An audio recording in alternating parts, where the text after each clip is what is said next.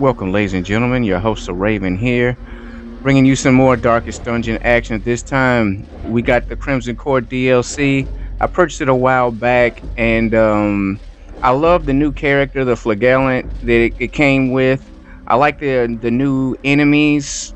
And I like the whole concept and their theme. The bloodsuckers. Obviously, it's a play on vampirism. They are vampires, but it's done in a more tangible manner instead of just like humans who are cursed by like this magical curse or whatever.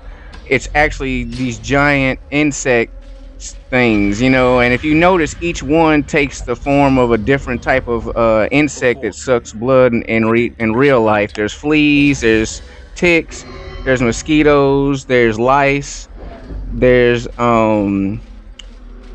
what's the there leeches. There's leeches in here too, so it's like you have to be careful. So anyway, these enemies are serious, but let's get it started. Jester, got him on high speed and damage. I got him on damage and speed. Man at arms, stun, resist, tough ring for hit points and protect. I got protect 20% protect on my leper plus damage against bloodsuckers. So he's my murderer for these matches or whatever.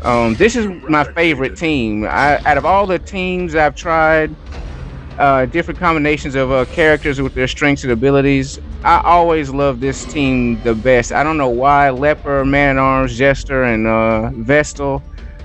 There's one could argue there's way better teams, more efficient at killing, more efficient at defending, blah blah blah blah blah.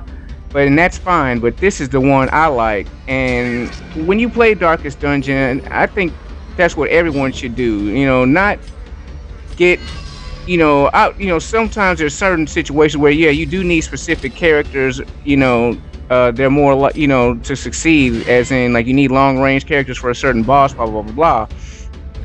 But, in the heart of the game, when you're playing it to have fun, when you're playing it to be excited, when you're playing it to be scared or challenged or whatever reason you're playing Darkest Dungeon, I believe you should play with a team of characters that you like, that they for some reason they work together for you. They get the job done, blah, on and on. And because it feels really good to stick to what's true. So this is my favorite team. I don't need any money. Having beaten the game and gotten this DLC, I built all the buildings or whatever. Once you build the bank, your money just skyrockets because it gives you, I think it's 8% of your money every time, kind of like an interest or whatever. So if you've completed the game already, more than likely you have over $100,000 in the bank. You know what I mean? The lowest I've ever gotten down to was $400, like $434.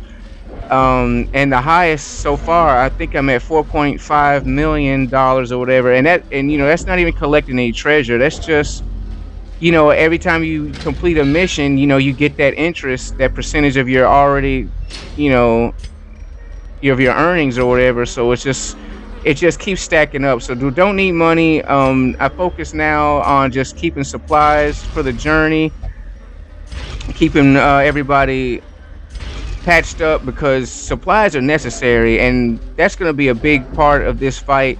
The courtyard itself, my opinions of, I don't like the journey. Like, getting to the Baron has been very difficult, and not as in difficulty like the enemies are really hard or pose me such a big problem. It's just the fact that it's so many rooms to check, so many, you got locked gates and doors and things, and it's it's a nightmare. It's a nightmare of going through, checking rooms and this and that to make sure you didn't miss this or you got this key or whatever, and leaving no stone unturned.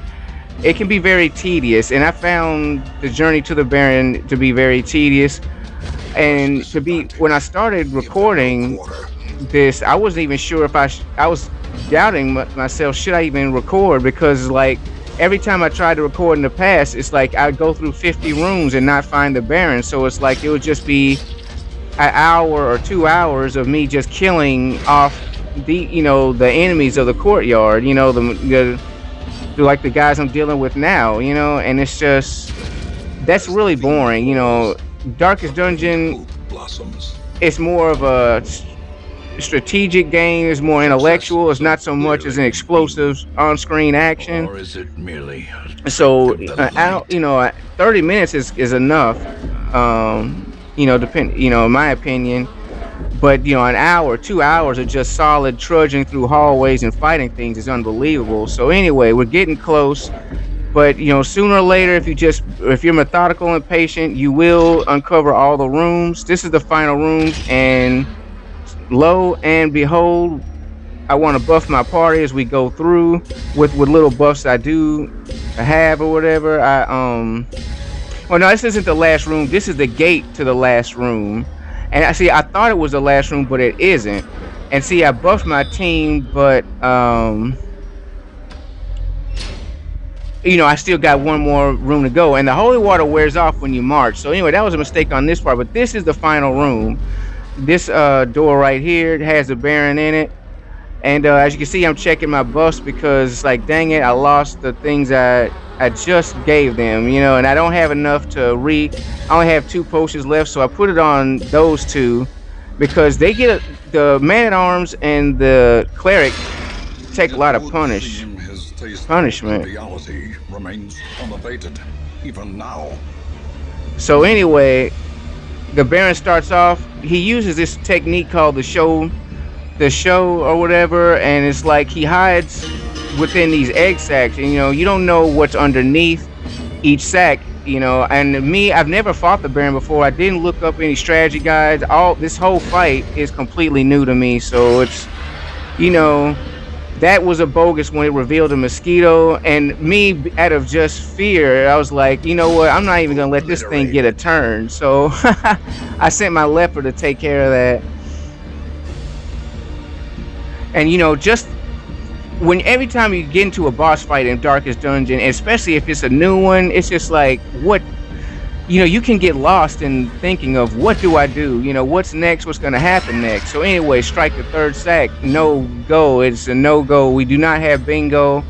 We gotta flee. I think those are based off fleas, those servant guys. So anyway, 2nd sack is the Baron, and I don't know what type of insect he is. He looks disgusting. Wow. Well struck. He's like eyes on both sides of his body. It's almost like the top part of his body, like his head and his arms, are just like a puppet or a fake body or something. You know, kind of like something you would see on Naruto, like a puppet inside of a puppet or whatever. So, and it looks like his real body is just like his mouth starts with his mouth and the eyes on the side of his head, and then like there's his torso and his legs. He's really disgusting. And see, and that's what I like. Incredible enemy design. I really like that about this DLC, the Crimson Court DLC. The courtyard crawl to get to the bosses, not so much. And I don't like the Crimson Curse, its effects on the heroes. You know, they're half wild, half calm. They do more damage, but they don't do this. It's like, you know, I'd rather them just be the same, or I don't know. I don't like the vampire style mechanics on the, you know, when you get the Crimson Curse. So anyway, that's another reason why I was so desperate to find this dude, because like over half my roster has been affected by the Crimson Curse at the time of me arriving here. So it's like, it gets to a point where you don't want to infect the heroes that are uninfected, so you're separating them. And but there's always a reason why. Sometimes you have to put 2 together. It's like, or you might make a simple mistake, and when you do that, somebody else gets infected, and it's just like, it causes your best heroes to act stupid in battle and do crazy things, say stupid things. It's annoying.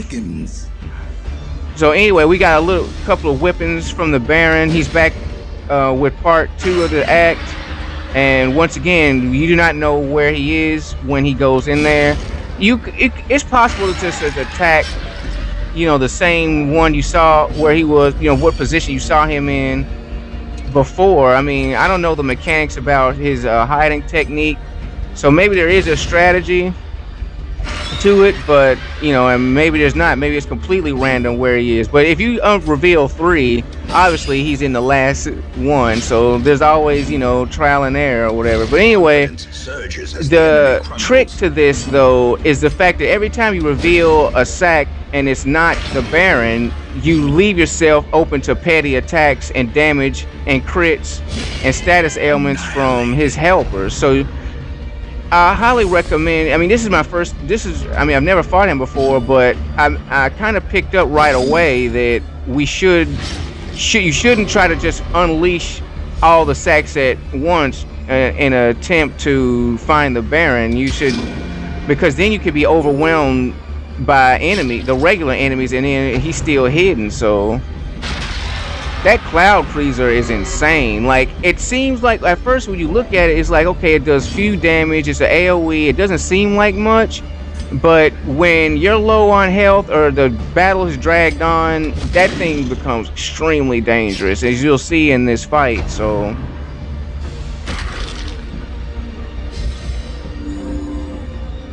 and then that's insane too, the thirst. All the bosses in Darkest Dungeon are terrifying. Anyway, Leopard, just keep putting that damage down on him, because that thirst heals him, which I really hate it when a boss can heal itself. I don't care what video game it is. I don't care if it's Darkest Dungeon, any other, I mean, whatever it could be, on whatever system. If the boss has the ability to self-heal or does some kind of move that causes it to heal itself, I really hate that. I find it so tedious in games, you know. And I don't know, not tedious, but it's kind of like, you know, great, you know, a tough situation has already been made even tougher because it's gonna last longer, because this guy can patch itself up during the fight, you know. So, you know, that's an annoying trait about the Baron. One thing I like about this fight, if you look in the background, you can see the courtyard patrons watching it like it's a battle royale, battle arena. And that's really cool. It kind of reminds me of Mortal Kombat 2, where there's a certain stage where Shao Kahn, the end boss of the game, will be watching and commenting on the fight, you know, and it's just stuff like that. Just that depth makes it really good. And here we got Crimson Curse, funky action, and causing him to jump forward in battle when he's, you know, very annoying. You know, everyone recommends it when you fight these courtyard bosses, the Baron, the Viscount, and the Countess herself, that you don't have a team that are stricken by the Crimson Curse. And it's like, you can do that, but that's extremely difficult. You would have to manage like at least two separate teams. One to get through the Crimson Court itself, which is going to take, you know, much trial and error and a lot of failed runs and attempts or whatever, and in a couple, you know, a lot of used invitations. Because you need one, because they're gonna get infected. I mean, every enemy is a bloodsucker type enemy, with the exception of maybe the crocodile, and if you fight those worms. So somebody's gonna become a vampire, period. So if you're gonna, you know, try to get a team into the boss fight that doesn't have vampirism on them, you have to have two separate teams. One to get through it, you know, and then when you're at the final room or whatever, then, you know, have that team swap out, you know, with the good team. Because other than that, going through it, you're going to bite you. Somebody's going to get infected. And see, and here is where I want to make a point about not revealing, trying to hunt for the boss too fast. Because this guy, these things are powerful. Those Esquire dudes, like, they have the Esquires, they have an attack that can AoE like all four characters, and it's powerful. And they can get riposte on themselves. They have the thirst ability to the biting and self-healing. And so, like, more than one is dangerous. I got the other one very controlled though, so that's why I felt I took the risk and opened up another egg thing. You see, he's still stunned. He's about to die. I'm waiting for him to die from bleed damage, which happens. And I want the Baron exposed because the fight is dragging on at this point, and it's like, you know, you want him to go down because the longer it lasts, the more things go wrong for you. Stress doesn't build on the bosses. You can't stress them out, you know. And none of my characters, with the exception of the Jester, have a damage over time effect. And, you know, that can be blocked or negated, or, you know, it's not the most powerful bleed damage in the world, you know. So over time, things will get worse and worse, you know. So you want to have to shut down the enemy as quickly as possible. And so that means popping all those eggs to see where he is and controlling the enemies that will help him, because I didn't want these Esquire dudes to get a turn at all. Them things are extremely dangerous. They may not have very many hit points and they are weak to stun, but if they get free to let, you know, loose with their abilities, you know, your team will take massive damage like very quickly. And especially that rushing move, the one that the lance that hits all four of your teammates. What if that crits, you know, multiple members or all members of your party? I mean, I have yet, in all my hours of playing Darkest Dungeon, I have over 300 hours. I haven't seen a quadruple crit, like everybody crit, you know, got critted by the same move. Or if I have, I just don't really remember it, but that is possible, you know what I mean? And you don't want to be on the receiving end of something like that. So yeah, kill those guys. Don't let them help that Baron dude out at all. And as you notice, supplies coming in very handy. He's casting hard, which builds stress over time. Plus those whips add a lot of stress when he whips you with his nasty fingers. Slowly, gently. So glad I bought life is taken. The supplies I did, because I mean, you know, rubies and stuff won't help you. They won't stop bleeding. They won't cure blight, and they won't de-stress your hero. So, you know, make your choice wisely anytime you embark. Now, see, once again, self-healing, so irritating. But luckily, the leper is powerful enough to take away what he's healed and add positive damage on him. And here I'm trying to get the stun off, and it's just the one thing I always have a problem with, and this is just a personal flaw, nothing to do with the game, is sometimes I get confused whether I should try to stun with the man-at-arms or try to, you know, just do a melee attack, you know, I hope for some good damage, because the man-at-arms, it seems like his attack damage is random. Like sometimes he hits really, really good, and sometimes it just sucks, you know. And also the stun is the same way. A lot of times he can get the stun, but then it seems like just when you need it to come off, it doesn't. So, you know, I tried a couple times, but if I usually can't get a stun after 2 attempts, then it's just like, no, I'm just trying to just start bonking this dude over the head with the mace, because, you know, the stun ain't happening. And also, I'm kind of not paying attention. I could have used my Vestal to been more proactive in healing, but you know, over time you get nervous, you start to make mistakes. So I noticed that the leper's going down, but you know, it's almost too little too late, because bleed plus damage, you know, and not having a turn before the Baron is very fast, and he has 3 turns around. So here we go, second stun attempt, did not work. And here's a quadruple dodge, and I've seen quadruple dodge very often, but I have not seen quadruple crit, you know, which that would be, wow, man. I mean, you could have the best run in the world, and if that happens, you'll be instantly, like, it'll just suck all the joy out of you really quick and, like, put you on alert, you know?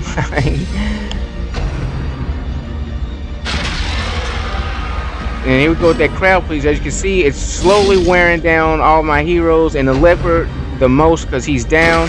Also, sometimes I could work on my leper technique. Sometimes I do need to learn to take a time to self-heal. He does have the ability to self-heal, which I was so concerned about kill, kill, kill, kill, you know, kill the Baron, stop the Baron. I didn't really remember, like, hey, like this Festering dude can just fear take a consumes the knee mind. and heal himself. You know what I mean? So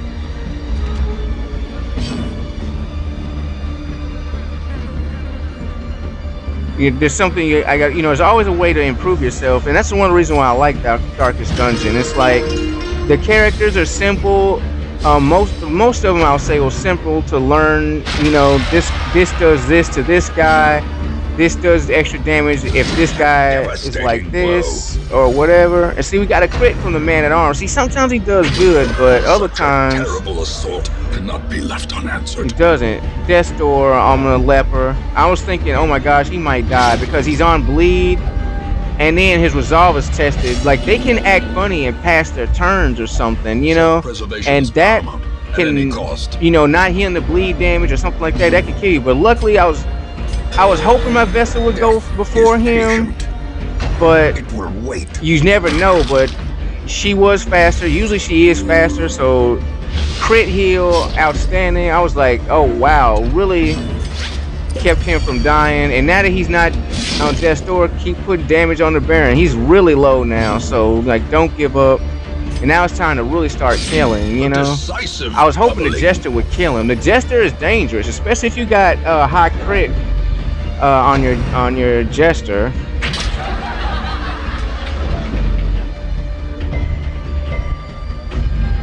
So anyway, trying to mash him, and Man-at-Arms, that's another thing he does miss.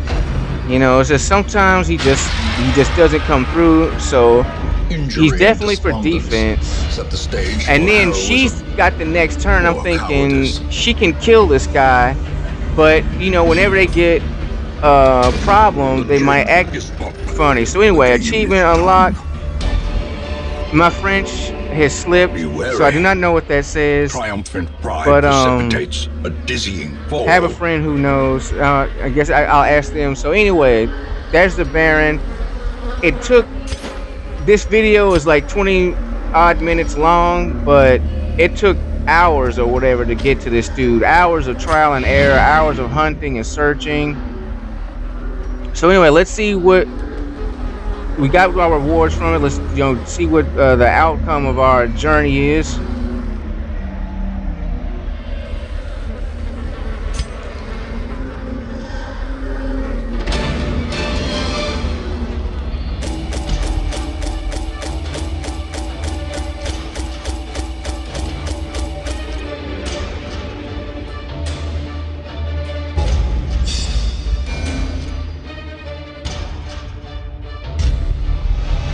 Alright, we got a little bit of quirks. That's a good one. So some negative quirks, some good quirks. Got two guys a champion. Very nice. The virulent clouds from the courtyard have abated. The airs of the estate feel narrowly agreeable once again. So anyway, that's the end of the matter. Thank you for watching, ladies and gentlemen. Stay tuned. There's other bosses, the Viscount, the Countess. I'm your host, Raven. Like, comment, subscribe. Have a great day.